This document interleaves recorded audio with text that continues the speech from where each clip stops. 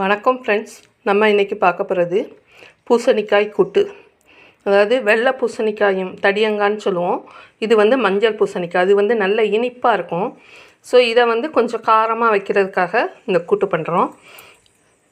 மஞ்சள் பூசணியும் வெள்ளை பூசணியும் இப்படி பொரியாக கட் பண்ணி வச்சுக்கலாம். நமக்கு தேவையான அளவுக்கு கட் பண்ணி வச்சுக்கலாம். அதுக்கப்புறம் அதுக்கு ஒரு தக்காளி கட் பண்ணியிருக்கேன். பாதி வெங்காயம் கட் பண்ணி வச்சுருக்கேன். இங்கே அரைக்கிறதுக்கு தேங்காய், ஜீரகம், சின்ன ஜீரகம், நீங்கள் சோம்பு வேணுன்னா சோம்பு சேர்த்துக்கலாம் அதில். அப்புறம் பொரிகளில் ஒரு அரை டீஸ்பூன், 3 முந்திரி பருப்பு. இன்றைக்கி எனக்கு முந்திரி பருப்பு இல்லை, அதனால நான் பாதாம் பருப்பு வச்சுருக்கேன். அப்புறம் ஒரு பச்சை மிளகாய், காரத்துக்கு தகுந்த அளவுக்கு பச்சை மிளகாய், தேங்காய் ஒரு சின்ன துண்டு, இவ்வளோ தான்.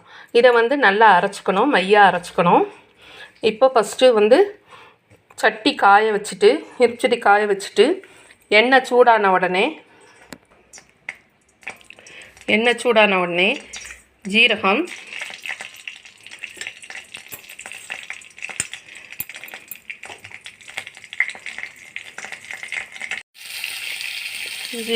பொரிஞ்சதுக்கப்புறம் வெங்காயம் போட்டு வதக்கிட்டுருக்கோம். வெங்காயம் லேசாக வதங்கினா போதும். வெங்காயம் வதங்கின உடனே தக்காளி,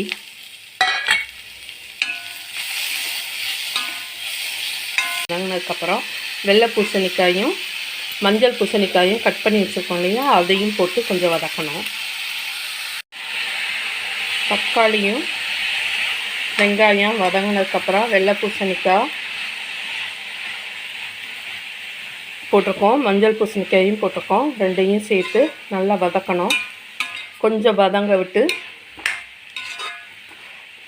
வதங்கிட்டு இருக்கும்போது இதுக்கு தேவையான அளவுக்கு உப்பு, கூட்டுக்கு தேவையான அளவுக்கு உப்பு போட்டுருங்க.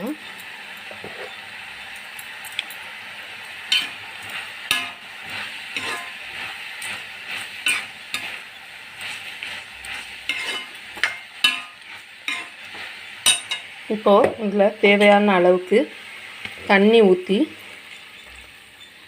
கொஞ்சமாக தண்ணி ஊற்றி மூடி வேக வச்சுருங்க.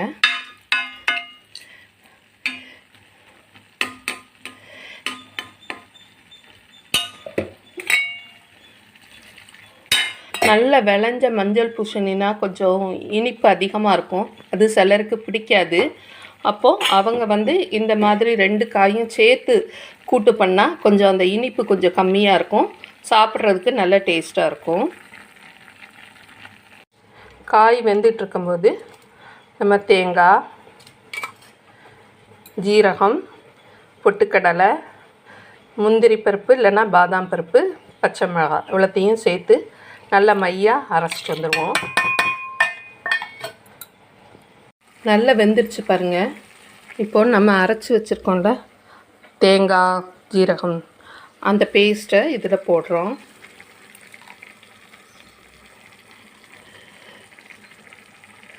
போட்டு நல்லா வதக்கி விடுங்க.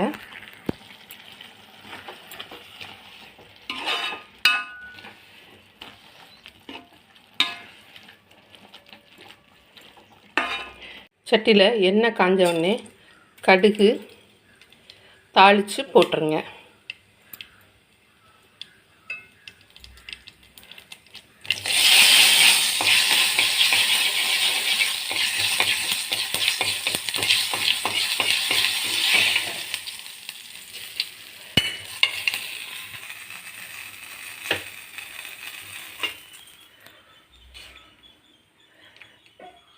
கூட்டு ரெடி. இதை உங்கள் வீட்டில் செஞ்சு பார்த்துட்டு எப்படி இருக்குன்னு கமெண்ட் பண்ணுங்கள். தேங்க்யூ.